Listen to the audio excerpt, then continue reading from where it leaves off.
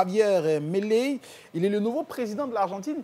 C'était candidat quand même qui avait été contesté, on va dire, par une grosse partie de l'opposition argentine parce que simplement, il voulait interdire le ministère de la Culture, le ministère des Sports. C'était un radicaliste.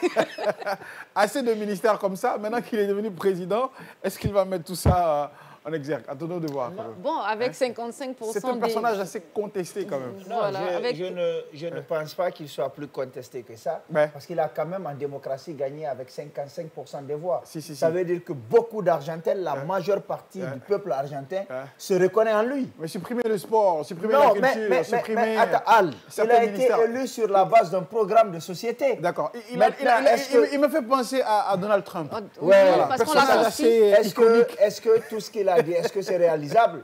Mais je pense qu'aujourd'hui, vous savez, nous sommes dans une situation où l'extrême droite monte un peu partout. D'accord. Quand vous voyez le score en France de l'extrême droite, vous comprenez que c'est en train de monter petit à petit. Attendons de voir ce qui se passe. Mais je ne pense pas qu'il soit plus controversé que ses adversaires qui ont perdu contre lui. D'accord. Il a quand même 55% des électeurs. Achou. Oui, avec 55% des électeurs, il avait été contesté, comme tu l'avais dit. On l'avait même traité de nazi à un certain moment de son histoire parce qu'il est rentré en politique en 2021. En fait, c'était parti de partout. Les pics étaient partis de partout, c'est des réseaux sociaux et un peu partout. Aujourd'hui, il est à la tête de l'Argentine, il a un programme de société. Peut-être c'est pour ça qu'aujourd'hui, les Argentins ont voté pour le 55%. Il a l'air d'un chanteur de rock and roll. Exactement. Exactement. Il m'a l'air assez platonique comme personnage.